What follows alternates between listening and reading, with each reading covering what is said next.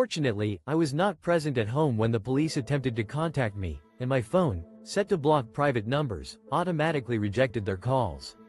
This lack of communication led the police to take drastic measures, resulting in the forced entry into my residence. My landlord is now holding me financially responsible for the costs of repairing or replacing my damaged door. I'm left wondering if such a course of action is legally justified. Edit. It is worth noting that the specifics of the laws regarding police entry and liability may vary depending on your location. It would be beneficial to consult with a local attorney to understand the relevant laws and regulations. Update. The laws and regulations regarding police entry and liability can be complex and nuanced. A better understanding of these laws can help individuals navigate such situations in the future. TLDR. Reddit reported a user's suicidal nudes shared with employer today. I have a meeting with my store management to discuss nudes that were shared with them by an ex that I had an ongoing year-long consensual relationship with. This ex is also an employee in a different location. We do not work together directly. Employment dispute over private images. I am scheduled to meet with my store's management to address a sensitive issue.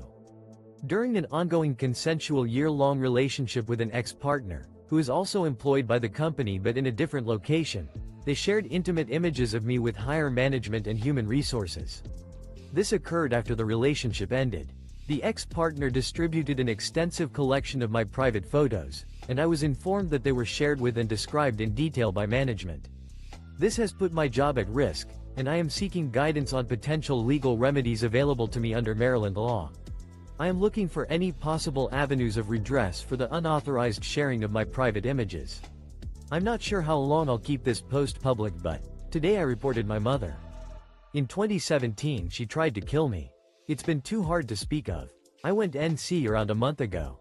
I just wanted time share my minor achievement with someone. Edit. Just woke up. Thanks so much. I'm not sure how long this post will remain public. Today, I finally gathered the courage to reach out for help, having reported a traumatic event from my past.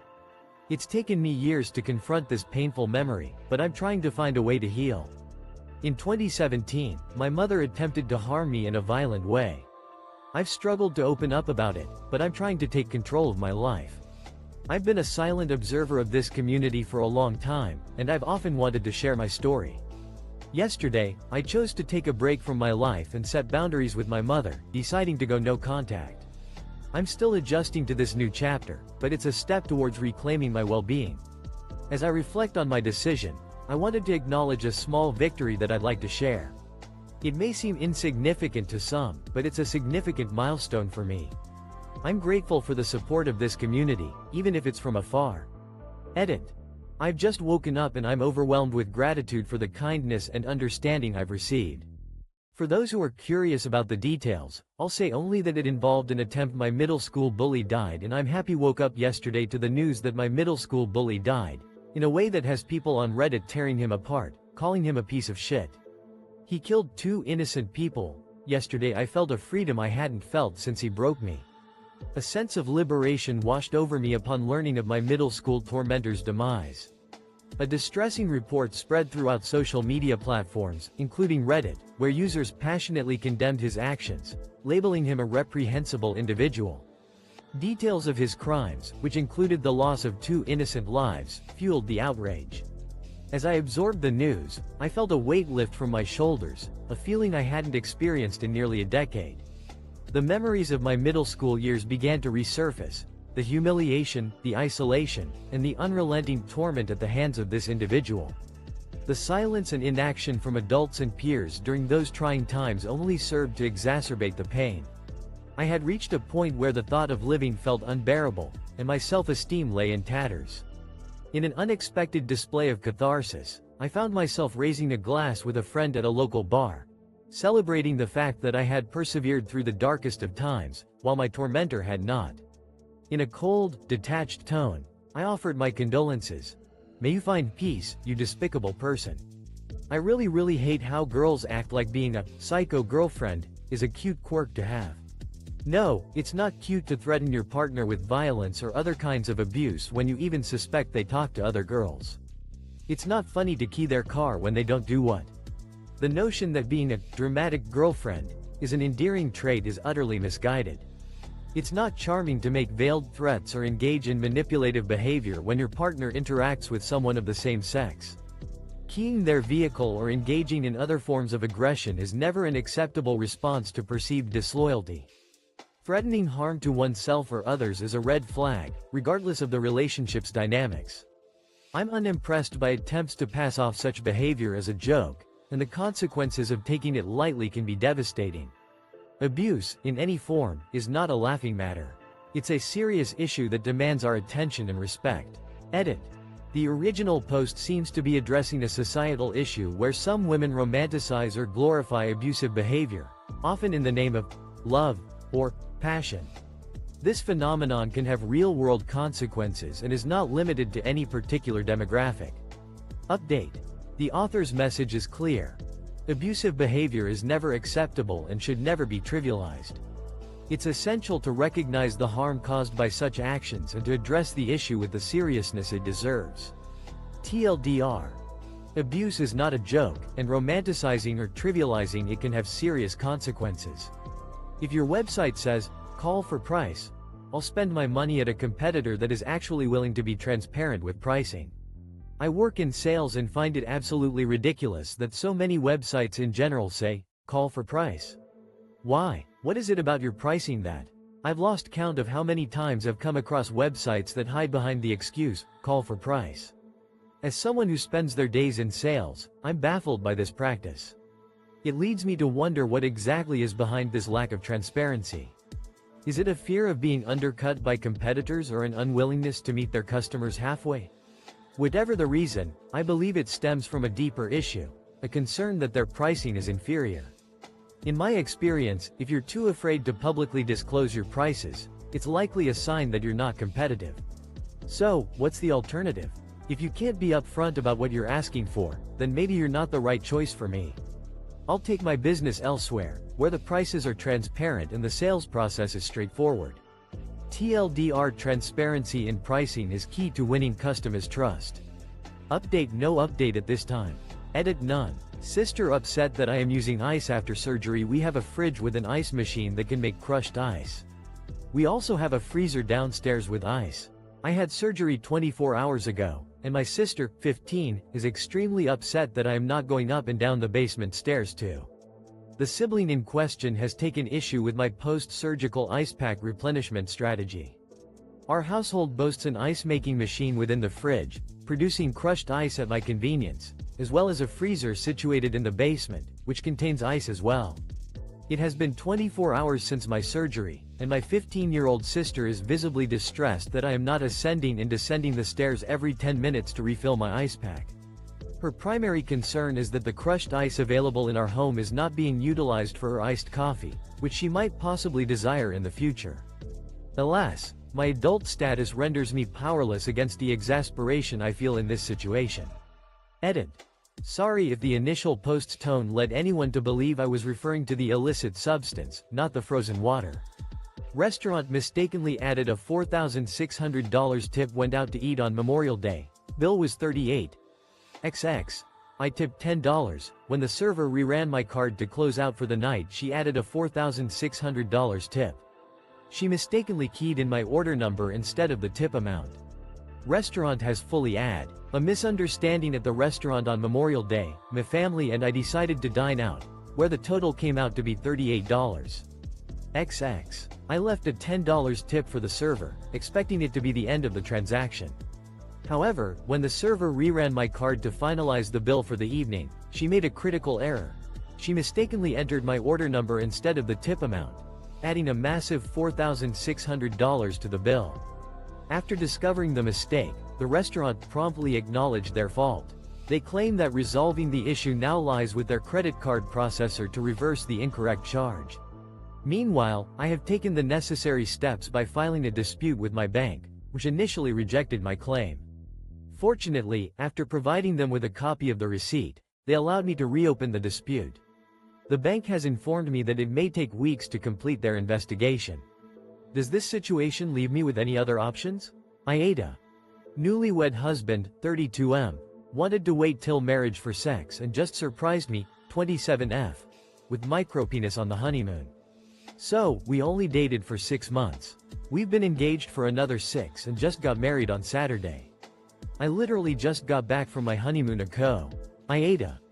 Newlywed husband, 32M, kept secret about micropenis until honeymoon, leaving me, 27F, feeling deceived. After just 6 months of dating, my fiancé and I decided to get engaged, and we recently tied the knot. The wedding was a whirlwind experience, but the honeymoon was over even sooner, as I returned just a couple hours ago. My husband isn't deeply rooted in faith but prefers to describe himself as old-fashioned. In the lead up to our wedding night, there were moments when we teetered on the edge of intimacy, but it always seemed to stop just short. Looking back, I'm starting to wonder if I was misled by the way he presented himself. The truth came to light during our honeymoon, and it left me feeling uncertain about our relationship. He has a condition that affects his physical appearance in a way he may have been hesitant to disclose before our marriage. I chose not to bring it up, deciding to focus on enjoying our time together. However, it's difficult for me to shake the feeling that some information was deliberately kept hidden from me, even if he didn't intend to deceive me. Edit. I don't think I'm looking for advice on this, and I'm not trying to AITA for being honest with my nephew about where I was for most of his life. Okay, let me just get right into this. I, 27M, was kicked out at 16 because my older sister, 37F, outed me to my parents as gay. They completely cut off all contact with me and I didn't see any of my F. Am I the asshole for being truthful with my nephew about my past? Let me dive right into the story. I, 27M, was expelled from my family at 16 when my older sister, 37F, revealed my sexual orientation to my parents. They severed ties with me entirely and I didn't see my family until last year when my father passed away and my mother decided to rekindle our relationship. My nephew was only 5 years old when I was kicked out, now he's 16. A couple of weeks ago, I attended a family party and spent quality time with my nephew, discussing various topics. He asked me why I hadn't been involved in his life for such a long time and what had led to the estrangement between me and my family. I inquired about what his mother had told him, but he shrugged and claimed she wouldn't discuss it. I suggested that he have this conversation with her, but he continued to press for answers until I finally shared the reason for my departure, that I was cut off due to being gay. My nephew seemed taken aback and asked how my parents discovered my orientation. I explained that it was due to my sister's actions, but also emphasized that it was a long time ago and I AITA for cussing at a lady at the park. I, 14M, recently took my sister, 4F, to a park close to my house. She was pretty excited to go because her dad bought her a bicycle and she wanted to try it out. When we arrived there was a lady with her 2 sons and a daughter. Was I in the wrong for getting angry at a lady at the park? Recently, I took my 4-year-old sister to a park near our house. She was excited because her dad had just bought her a new bicycle and she wanted to test it out. When we arrived at the park, I made eye contact with a woman who was there with her 3 kids. I gave her a friendly smile and wave. After about 15 minutes, my sister decided she was too scared to ride the bicycle and started playing on the swings instead. I took a moment to say hello to my uncle, who was passing by, and then turned my attention back to my sister. However, I saw that the woman's sons were playing with my sister's bicycle, and she was doing nothing to stop them. I politely asked the kids to leave the bike alone, but they ignored me. I then went up to the woman and asked if she could speak to her sons about it. She responded by saying that her kids were just having fun and that my sister's bicycle wasn't being used, so there was no issue. I explained the situation to her, pointing out that her kids had their own bikes, so there was no need for them to be playing with my sister's. TIFU by leaving a suicide note before running outside. Okay, so the obligatory this happened a few months back. A little backstory, I have dealt with severe depression and suicidal thoughts, have a few, obviously, unsuccessful attempts. Good news. I'm better now and I laugh a boo. Mistakes of the past. A cautionary tale of fumbling emotions. It was a few months ago, but the memories still linger. I'd like to provide some context for those who are curious. I've had my fair share of struggles with severe depression and suicidal thoughts, and, yes, I've made a few attempts in the past. Fortunately, I've made significant progress and can now look back on those events with a mix of humor and regret. As an aspiring author, writing short stories and working on a novel has been my passion. It's a therapeutic outlet for me, and I found solace in crafting stories that touch on complex themes like mental health, The fiasco began when I was working on a short story about a 15-year-old girl who stumbles upon a suicide letter penned by herself 10 years into the future.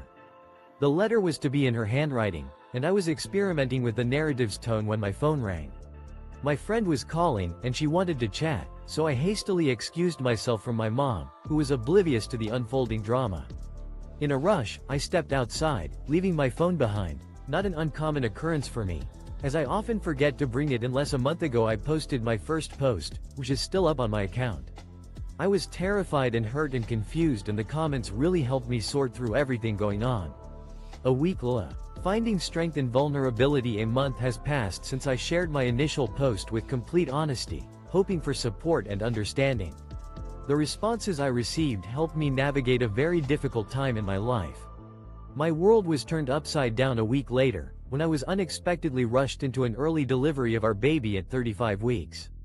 This was a tumultuous period, and I'm grateful for the online community's kindness and assistance as I processed my emotions. However, things took a devastating turn when my husband found me researching warning signs of an abusive relationship a week after giving birth. His reaction was violent and left me shaken. In the aftermath of this traumatic event, I found the courage to take control of my life. I've taken a pivotal step and filed for divorce, also securing a protective order to ensure my safety and that of my child. My husband will never again threaten or harm me or my baby. The support I received from my initial post was instrumental in helping me make this decision. I'm grateful for the kindness and empathy of strangers who took the time to offer words of encouragement. Your generosity has given me the strength to stand up for myself and my child. I'm choosing to prioritize our well-being and leave a toxic relationship behind. Thank TIFU because I didn't pee before waiting in line at an amusement park. I drank a lot water today because I walk a lot at work. Me, F21, my boyfriend, and his brother drove up to go to the amusement park after we got off. It was a 50-minute drive and I drank even more water on TIFU because I lost control of my bladder at an amusement park. My day started with an excessive amount of water intake due to walking extensively at work. After finishing my shift, I, along with my boyfriend and his brother, embarked on a 50-minute drive to an amusement park. During the trip, I consumed more water in an attempt to stay hydrated, and we didn't make any stops to use the bathroom, as we wanted to maximize our ride time. Upon arrival, we joined a lengthy line at the park entrance, only to be delayed by security checks.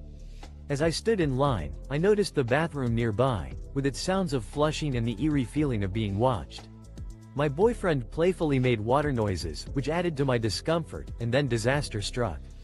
I bent down to retrieve my dropped mask, and a steady trickle turned into a catastrophic flood. The situation quickly spiraled out of control, with my body releasing an alarming amount of clear liquid. I frantically thought, this can't be happening, but it was too late, the damage was done. The sheer embarrassment led to uncontrollable tears, and in a desperate attempt to escape the scene, I sprinted away towards the parking lot. My boyfriend rushed to comfort me. AITA for asking my cousin not to bring his autistic son, my nephew, to my home anymore because of a romantic attachment to my wife? I know from the title, it definitely sounds like I would be the asshole, but please hear me out.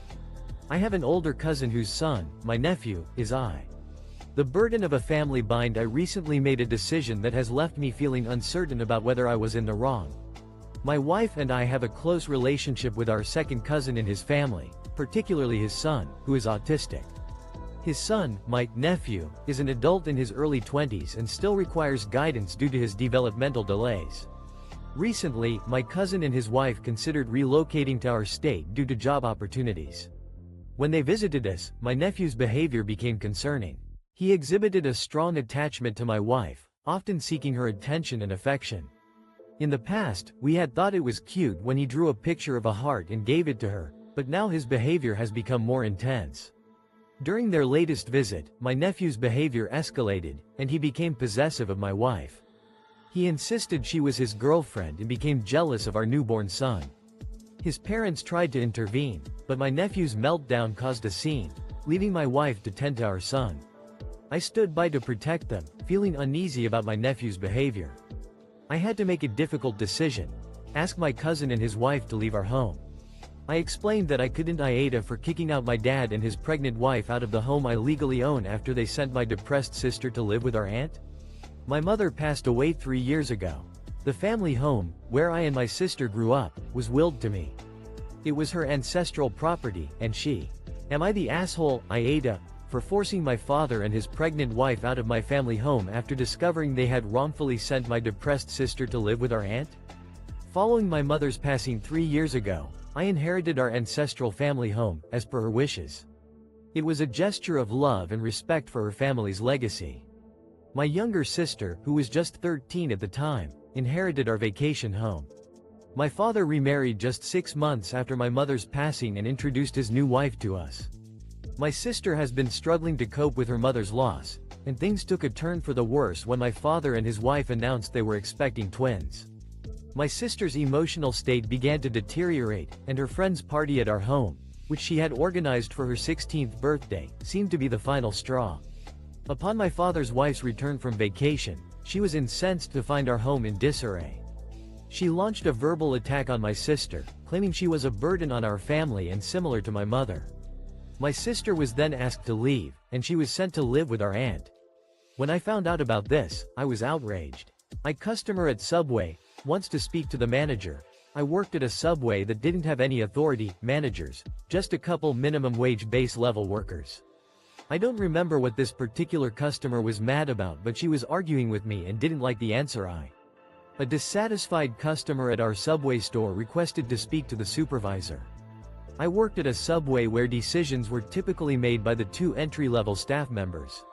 I recall a customer becoming agitated with me, disputing the information I provided. When she asked to speak to the manager, I found myself in a predicament since we didn't have any authority figures on site. In a moment of creativity, I decided to take charge and introduce myself as the manager. The customer was not pleased with this development, realizing that the response wouldn't change. She then requested our store's phone number to contact the owner directly. The owner had specifically instructed us not to share his personal contact information with customers, so I provided her with our store's number instead. A cunning smile spread across her face, suggesting she envisioned the trouble she was about to cause. However, fate intervened when the phone behind me began to ring. As I answered it, I couldn't help but notice the customer's stunned expression. I then looked her straight in the eye and asked how I could assist her, mirroring the same greeting she had initially been seeking from the manager. TLDR, customer became agitated at a Subway store and asked to speak to the manager, only to AITA for saying things my wife gives our infant in front of our child's doctor. My wife and I have a 2-month-old daughter. For the past month she's been feeding our baby mashed potatoes, applesauce, sweet tea, assorted fruit juices and other things. The last time we went tea. Am I the asshole for speaking up about my wife's feeding choices in front of our child's doctor? My wife and I have a 2-month-old daughter. In the past month, she's been giving our baby a variety of foods, including mashed potatoes, applesauce, sweet tea, and assorted fruit juices.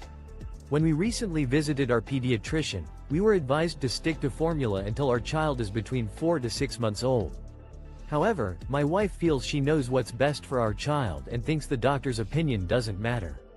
Our daughter is often constipated and cries for hours at night, which my wife attributes to colic. I've repeatedly asked her to stop giving our baby table food and go back to formula, but she's only feeding her 1 or 2 bottles while I'm at work. One morning, when I was home, my wife was preparing a meal and wanted to feed our daughter oatmeal before giving her a bottle. I argued with her about it, but I eventually gave in and fed our daughter the bottle. During our child's recent doctor's appointment, my wife spoke about her concerns regarding our daughter's colic and crying fits. When the doctor asked what she was feeding her, my wife AITA for blowing up at my husband for lying to me about my sister and her baby leaving when he actually kicked her out. My sister, 20, got out of a terrible relationship and moved in with me and my husband and brought her 5-month-old son. She's dealing with a handful of issues. Am I the asshole for losing my temper at my husband for deceiving me about my sister and her baby leaving, when it turned out he was the one who actually kicked them out? My sister, who's 20 years old, escaped a bad relationship and moved in with us along with her 5-month-old son. She's dealing with a range of issues including postpartum depression and anxiety. I asked my husband if he was okay with her staying with us, and he said yes. In fact, he was the one who brought her home and claimed to be supportive. For 2 weeks, my sister helped out around the house, but my husband started complaining about the baby's constant crying. As a new mother, it's normal for babies to cry, especially at night. I suggested he use earplugs, but he became dismissive and told me to drop it. When I had to leave town for a friend's funeral, I asked my husband to stay behind and look after my sister. He agreed, claiming he wanted to make sure she was okay. However, when I returned home the next day, my sister and her baby were nowhere to be found. My husband told me she had contacted a friend in another town and decided to move with them, but TIFU by sending my husband to Korea. My husband got invited to be a speaker in a conference, but it'll be in Seoul. He didn't feel like attending since he finds conferences annoying and hates long flights. But I wanted to go to Korea, and with hotel rooms and his flight my inadvertent trip up, my husband had been invited to be a keynote speaker at an international conference in Seoul, but he was less than enthused about attending due to his aversion to conferences and long-haul flights. However, with the prospect of a complimentary hotel stay and flight, the trip would end up being a cost-effective option for me. After persistent coaxing and a few carefully chosen treats, he eventually agreed to participate on the condition that I accompany him to all the events to keep him company. It wasn't long before I discovered that the conference was scheduled for a date that clashed with my visa application timeframe.